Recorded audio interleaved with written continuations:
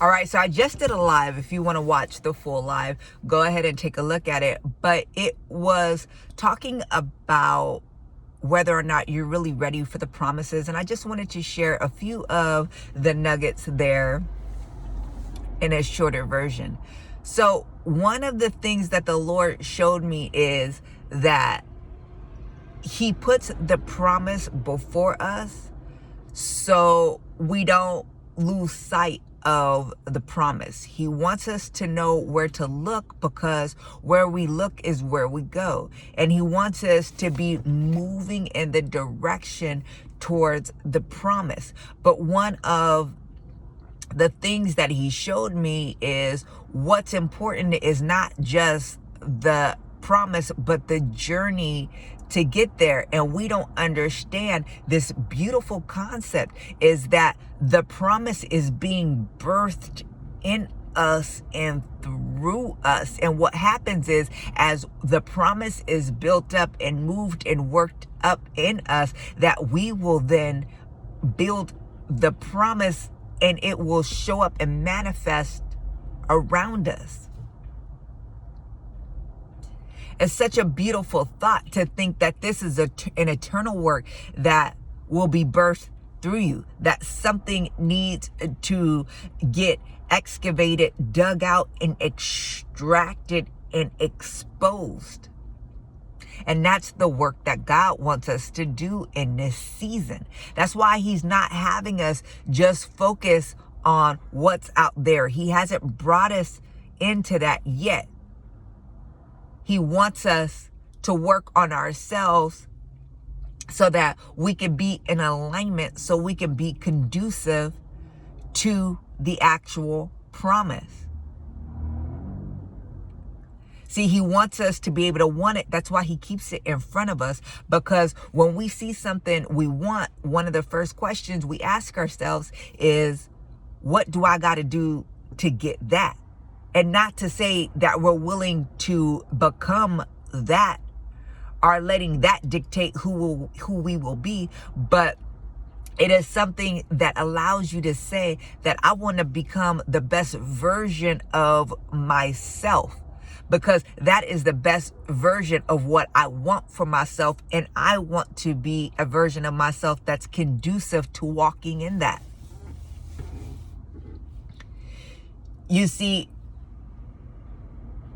one of the things that the Lord was showing me in this live is that the world has had us to a place where we're so busy seeking the world. We're so busy seeking the job to define us, the it to define us, the people to define us. We're so busy finding our worth and our value in the world, that now that the Lord has pulled us out and is telling us to focus on ourselves, we don't see the value in it. We don't see the necessity of it, because we've been operating in this world for so long, who places such a demand on us, who is manipulating us and puppeteering us to the point to where we devalue ourselves. See, people are talking about self-care, and you have certain people that are like, self-care, what kind of pansy stuff is this? Some stuff that'll keep you sane and keep you alive.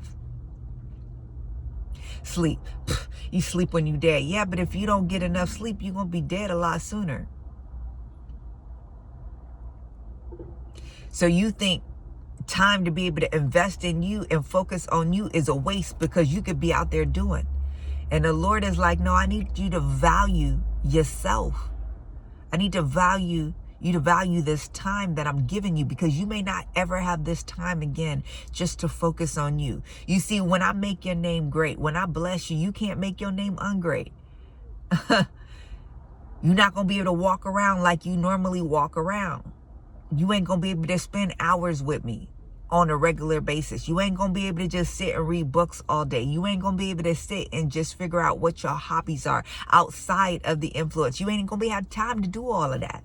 This is the only time that you're going to have for this. Will you value that time? You see, but because the Lord has kept the promise in front of you, you're so focused on the promise that you just want to get to the promise. And the Lord was telling me, he was like, it's almost like you want to get translated to the top of the staircase. Like, you don't realize that there's steps to get to the top of the staircase. You just want me to move you from here to there without taking the steps. The steps of a righteous man are ordered. And this is how the plan for you unfolds and is fulfilled, by you taking the steps. You see, you mad at God because he ain't got you at the top of the steps yet, so you can see the views, so you can experience the glory of being at the top of the steps. But he's like, one of the things that happens is like, there are people that'll run marathons or thinking that they finna run marathons and don't train for it.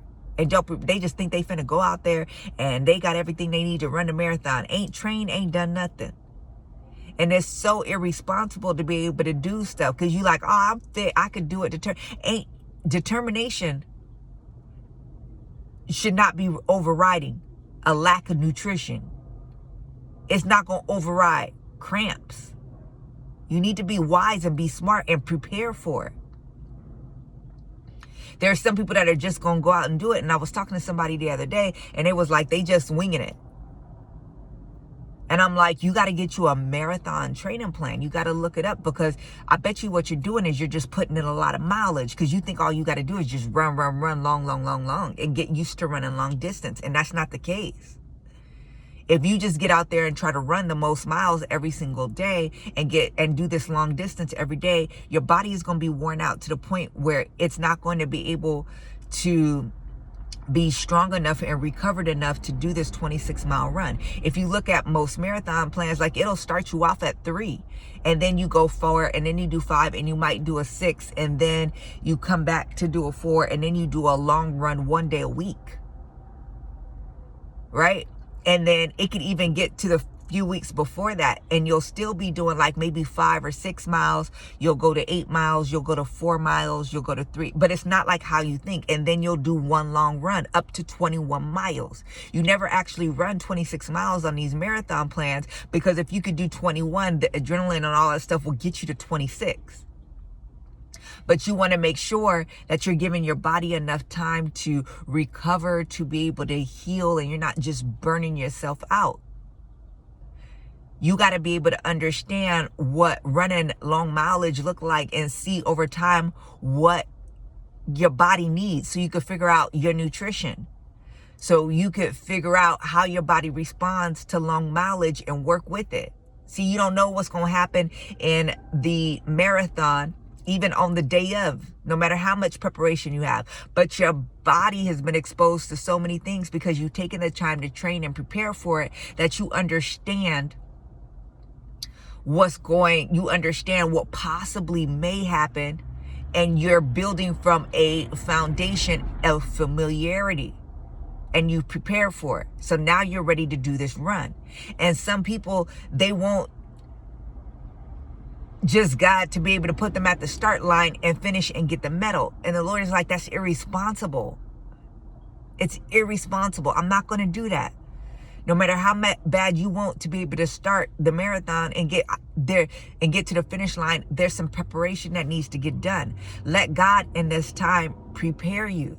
He knows what's going to happen. He wants to walk you into the promise. He wants to be able to give you all these. This is what he created you for. He wants to walk you into purpose. He wants to give you this thing that's been prepared for you since before you even were born. He wants to, but he just wants you prepared for it. Let God prepare you for it. Don't let you get so impatient that you're like the prodigal son and you just ruin it all. And you got to come back to him anyway and do it the right way.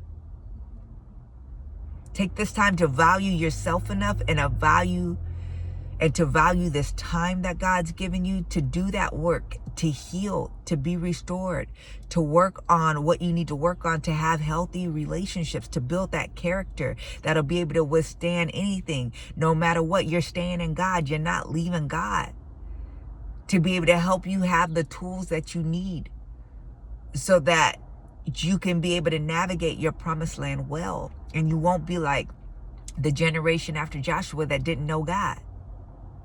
Did all that work for what? Let God prepare you and get you ready for the promise. which is you.